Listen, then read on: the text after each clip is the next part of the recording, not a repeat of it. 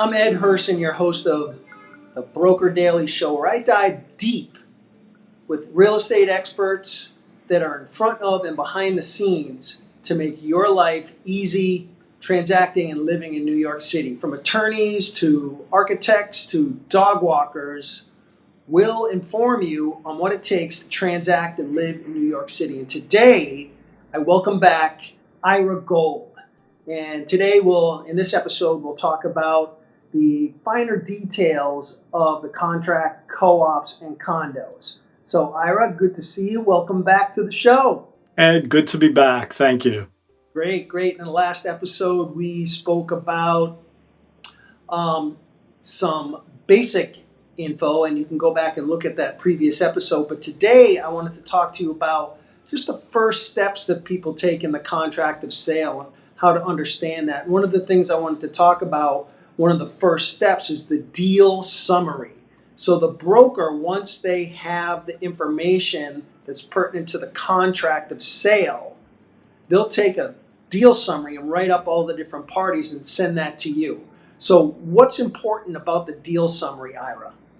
Well, it has the essential terms of the transaction. So I'm looking at purchase price, I'm looking at whether there's financing or not, always an important component. Looking at who's paying a flip tax, if there's a flip tax, really the critical points of a deal. Right. And also in that deal summary, the broker will put down the context for you as well, such as the managing agent, who's the closing agent. Isn't that right? Correct. So if you're buying, if you're representing a purchaser, you need to know who the management company is because they're going to be the entity facilitating a lot of the information you'll need to do your due diligence. Right. And I'm just here to make your job easier. So when you get a complete deal summary and all of that information is in there, isn't it easier for you so you don't have to chase people down and wonder who does what? Because, not everybody knows everyone that works at the managing agent. Sure. It makes a big difference. A complete deal sheet allows me to just kind of go right into what I need to do to get the transaction moving efficiently. Right, right. In order to draft that contract of sale. And I guess the shares would be in there as well, the maintenance, the purchase price. All that information should be in there. Ultimately, that will also be verified. If I'm drafting the contract, I'll frequently ask the seller if they have a copy of their latest maintenance statement, because sometimes, just maintenance goes up out of the blue. You want to make sure you have the latest maintenance statement. If they have a copy of their stock certificate, so that I can make sure the corporate name, and again, we're talking about a co-op here, the corporate name is correct when it's put on a contract, the number of shares is correct, and who legally are the owners of the shares. Right. I mean, the co-op and condo contract is a very delicate document. And if we don't build a good foundation from the beginning with all of the information that the broker should have, before they even start the transaction, when we give that information to you, it's easier for you to fill out the contract and less questions later. Absolutely. The deal summary is super important to go out to the broker, to go out to the attorney, make sure the buyer and the seller, everyone agrees on everything before that contract goes out, because we just don't want glitches later on. So moving along in the contract, there is a closing date. So the closing date in the contract is the date that everyone wants to close. And let's just say it's February 15th. So what's the difference, Ira, between time is of the essence or on or about? Like, very rarely have I closed a deal on the date in the contract. So what's the difference? What's the deal with that? So most contracts are written with a closing date using a term of art called on or about. So to use your example, if we have an on or about February 15th, 2024 contract date, that gives the parties a little bit of flexibility after that date to arrange a closing that comports with the reality of the deal. Whereas if there is a time is of the essence date, And that really would need to be made explicit in the contract, and it's rare because it has a lot of pitfalls. Then that becomes the date you need to show up and close. I would say almost always contracts are written with the on or about date. The actual February 15th date is a target date, not the date that parties think they're going to show up at the closing table. And that's something I would explain to my client before they entered into the contract. Right. One of the terms I learned a long time ago was delivery date. And to me, it reminds me of a Stevie Wonder song called Signed, Sealed, Delivered. So, what is the delivery date and how does that affect the contract? Delivery date is an important date. It's the date that a seller's attorney, delivers the fully executed contract to the buyer's attorney. That then becomes the date off of which other important dates in the contract are based. So you have a certain amount of time to submit your board package. Usually it's 10 business days, with some exceptions, particularly if you're financing. That's tied to delivery date. You might have 30 days to get your mortgage commitment. That too is tied to the delivery date. So the delivery date is a critical date. Right. So, that starts the race, that starts all of the action from the bank, from when you have to submit your board package, when you have to actually apply for a mortgage. So that delivery date is super, super important. So there's another thing that's in the contract, and I'm not sure how you write it, but there are assessments. So if you own a house and your roof leaks or your boiler breaks, you need to pay for that. So same thing in New York City in a big building, there are assessments. So I will usually find out if there's an assessment and I will try to get information from the managing agent on what it's about. Sometimes it's hard to get that information, but in your due diligence, you get into the nitty gritty of it. So what's an assessment and how do you find out about it? Let's stick to the co op model. Um, uh, in some deals, buildings have not just ongoing maintenance, they all have that, but there are, as you indicated, capital assessments, and your analogy was perfect. The co op needs to be able to fund capital repairs that need to be done, whether it's to the roof or the boiler, just like in a house, only on a much larger scale. Because the maintenance payments are fixed for a year generally, and those go to meet the budget. But let's say it's January now, let's say in March, there's a giant hole in the roof. Well, hopefully that co-op has a reserve account to fund it. But if it doesn't, or if the reserve account's not sufficient, it's going to issue an assessment to its shareholders to raise the money necessary to pay for that repair. And that would be an assessment. Okay, great. Thanks, Ira. So we'll get into fidelity bond insurance, which has to do kind of with assessments a little bit. It's about employees insurance and other expenses that may come up, insurance, other things that have to do with assessments and extra expenses. But it's super important for the attorney to really dig in and see what that assessment is all about, because it may be an ongoing, never ending assessment, and that really will affect someone's pocketbook and in a co-op their debt to income ratio. We can talk about debt to income ratios later. But since we've been kind of talking about co-ops, what is the difference? And I know there's a huge difference. The difference between a co-op and a condo, Ira. Just if you could give us a quick overview of that structure, that would be great. In a co op, the actual brick and mortar, the real property, is owned by the co op corporation.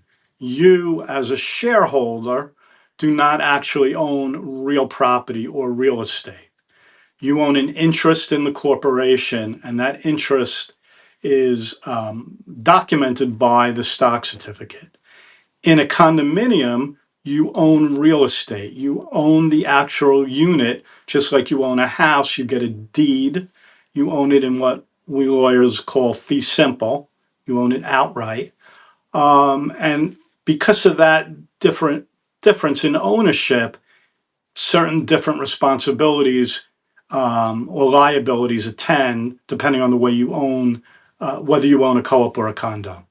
Thanks, Ira. So, in another episode, and I hope to do this with a mortgage broker and you, we can talk about in a co op versus a condo. In a condo, you need the right of first refusal issued by the managing agent. In a co op, you need to be approved. And we can talk about that later. Debt to income ratios and post closing liquidity. It is a deep hole that we can get into, and I look forward to that on another episode. So, with the co op, Ira, you get a proprietary lease. Can you explain to us what that is? A stock, to take a short step back, the stock certificate, which we just spoke about, is your indicator of ownership. The proprietary lease is a compendium of the rules by which you have to live and abide in the co-op. So it will detail certain important things that'll have a direct impact on you. For example, a proprietary lease will advise you whether you can sublet and for how long, what kind of repairs you can do to your unit with or without board approval. Things of that, or again, also importantly, when you go to sell your unit, whether you need board approval or some co-ops, it's rare, but some co-ops just issue a waiver of right of first refusal. There's no board approval, but it'll contain whether you need board approval, the majority of co-ops, or not. So it's the rules by which you have to live. Okay, and I would imagine that in a co-op, and I mean I know in a co-op that you're part of a corporation, a private corporation, and you get shares. So what are shares, Ira, in a co-op? Well, so in a loose sense, the shares that you are given when you buy will relate to how big your apartment is. So if you have a two-bedroom apartment in a co-op, you might have 600 shares of that corporation. If you have a one-bedroom, you might have 400 shares. And if you have a studio, you might have 250. Obviously, those numbers are made up, but that's the relationship in terms of your number of shares and your proportion of ownership of the actual building. Right. So we can dive into shares later as well. I've been in situations where the shares have been disproportionate because the sponsor basically doles out the shares when they make the plan effective, when they convert the building. We can dive into that on another episode, shares in a co-op. So let's talk about maintenance. In a co-op, you have maintenance, and in a condo, you have common charges, and in other parts of the country, they call them HOAs. What's the difference, Ira? Basically, maintenance and common charges are the same thing with one important exception, which I'll talk about in a second. But every year, a co-op or a condo is going to promulgate a budget for the upcoming year to pay for its expenses, the building staff, the heating oil, the building's insurance, which you mentioned before. And in a co-op, it will include in that budget the real estate taxes that the building will have to pay. In a condo, the unit owner himself or herself, pays real estate taxes. In a co-op, that's a component of maintenance. So your maintenance is, or your common charges are, the amount of money that you pay in order to ensure that the building runs properly throughout the year. Everybody in the co-op and condo pays their share, again, depending on how large your unit is, and that will ultimately meet the budget, hopefully, for the building. You know, I love these sessions because it's like Broker 101. These are you articulate it so well, and it just brings me back to the basics of how complex these deals really can be. Like there's another thing that most people don't know about until they get into the transaction. And that's called an Aztec recognition agreement or recognition agreement. Now, what's that all about, Ira? Okay, so a recognition agreement is in the world of co-ops. It applies when somebody is financing, when you're going for a mortgage. And what it is the lender wants the corporation to recognize that the lender has a lien on your shares of stock. So that if you as a shareholder stop paying your maintenance and then therefore you're in default of your proprietary lease, the lender needs to know that so that the lender can step into your shoes and keep everything current while the lender decides what remedy it wants to take on the defaulting shareholder. So Aztec is just the name of the form, but the recognition agreement is with financing in a co-op, it's a must. All lenders require it. Yeah, and I found out a little history on that agreement that the reason it's called an Aztec is because that's the name of the printing company that printed those forms out. So thanks a lot. Some genius all those years ago Yeah, for sure. developed that form. Yep, there's a lot. I love those old documents. So jumping right into down payment. Ira, what's the difference between a down payment and the total due at the closing? Some people get that confused. Right. So the down payment, let's use a simple math formula. If you're buying a $500,000 apartment, you're going to give 10%, that's $50,000. Where people get confused is they think, so if they're financing and they're going to be financing 80%, now there's another 10% due. And that's not the down payment because you've already given the down payment.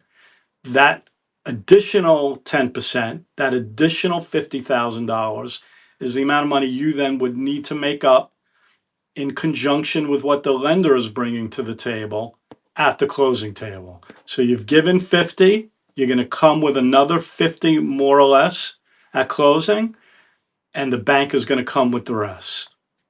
That's great. I mean, that really breaks it down, and you know, it's great to have all the people that I've referred to over the years. You know, have done nothing but like told me how easily and how simple you make it for them. And you make my life easy as well. I Thank you. appreciate that, Ed. Thank you for that. I thank you for I that. try and make it simple. There's no reason to overcomplicate things. You know, I love to get into it with you. Sometimes we go down the rabbit hole on topics, and I love to do that. And I really appreciate you here. So, last topic, which is an important topic, is financing. And we will do a real estate mortgage broker, and you and me. We're going to get into it on another episode. But so financing, there's three ways to pay for an apartment or a piece of real estate. Basically, the basic ways are cash. You'll get a mortgage, and if you get a mortgage, is this deal contingent or non-contingent upon financing? So when you're telling a seller or a seller gets an offer and they see it's a cash, contingent or non, what does that mean? What are the differences? Cash, as it implies, you're not financing, you're bringing the total purchase price out of your own funds to the closing table. My daughters, when they were young and we would talk about this, they envisioned some buyer coming with a big bag of bills to pay, and I'd explain to them it doesn't actually mean that. They'll come with a bank check, not cash. Financing, and here's the important distinction. You can either have a mortgage contingent financing, where if you do not get the mortgage, under most circumstances, you will get your down payment back, or you can have financing that's non-contingent. And then if you do not get the financing, ultimately you are in jeopardy of losing your 10%. So that's a critical distinction that's negotiated before I get the deal sheet. Going back to the beginning of our session, that's one of the things I'm always looking at. Is the deal contingent or non-contingent? and how much are they financing. Right, and that goes on the deal summary. And the reason why someone, and you asked me this earlier, is, you said, Ed, why don't you bring up why someone would go non-contingent? And the reason that someone would offer a seller a contract that is not contingent upon financing is either they don't have the cash or don't want to spend it, but they want their offer to be stronger. So it's all about supply and demand. If you're in a heated market and you don't have the cash, if you remove your financing contingency and you're competitive with the cash offer, that may be enough if you're packaged correctly as the buyer with your broker to get you that apartment. So Ira, we have covered a lot here, and I look forward to our next sessions. We're going to wrap up. Ira, thank you so much for your expertise, your time, your wisdom, and I look forward to the next session. Ed, thank you again for inviting me. It was my pleasure.